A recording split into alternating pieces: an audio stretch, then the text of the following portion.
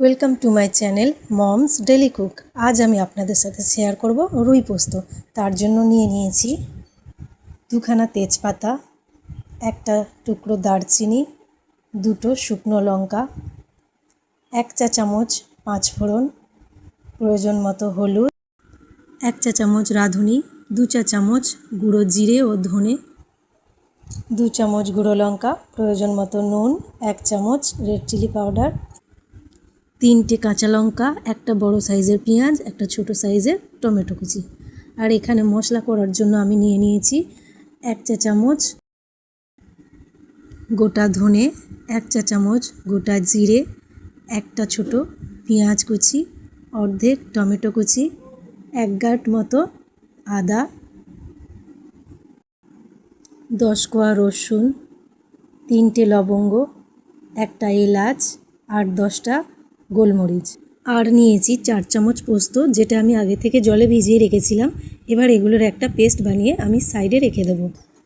এবার আমি একটা কড়াতে কিছুটা তেল গরম করে নুন হলুদ মাখিয়ে রাখা মাছগুলো আমি ভেজে তুলে নেব। এবার ওই তেলেই আমি 2টো তেজপাতা, 2টো শুকনো লঙ্কা, 1 টুকরো দারচিনি,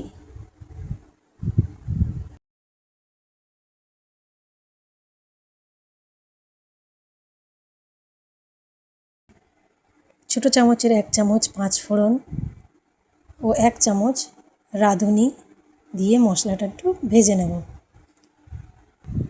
ভাজা হয়ে গেলে এর মধ্যে কেটে রাখা পেঁয়াজ ও সামান্য লবণ দিয়ে একটু ভেজে নিয়ে দিয়ে দেব কেটে রাখা টমেটোটা সেদ্ধ হয়ে গেলে আগে থেকে যে পেস্টটা আমরা বানিয়ে রেখেছিলাম সেটা এর মধ্যে দিয়ে দেব। দিয়ে চাপা দিয়ে কিছুক্ষণ কষিয়ে নিয়ে যখন দেখব ওর মধ্যে তেল ছেড়ে দিয়েছে, তখন 4টে কাঁচা লঙ্কা, 2 চামচ গুঁড়ো লঙ্কা, 1 চামচ হলুদ গুঁড়ো,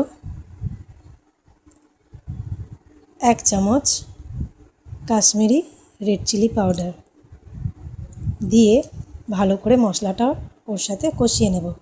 কষানো হয়ে গেলে আগে থেকে করে রাখা গরম জলটা আমি ওর মধ্যে দিয়ে কিছুক্ষণ ফুটতে দেব। এরপর আমি ভেজে রাখা মাছগুলো ওর মধ্যে দিয়ে আরও 10 মিনিট রান্না করে নেব। যেহেতু তরকারিতে নুনটা কম লেগেছে, তাই আমি আরেকটু নুন দিয়ে দিলাম। সব শেষে ধনেপাতা কুচি ছড়িয়ে আমি আরও 5 মিনিট ঢাকা দিয়ে রান্না করে নেব। রান্নাটা আমার কমপ্লিট। আশা করি আপনাদের ভালো লেগেছে। ভালো লাগলে অতি অবশ্যই একটা লাইক এবং সাবস্ক্রাইব করে যাবেন। ধন্যবাদ।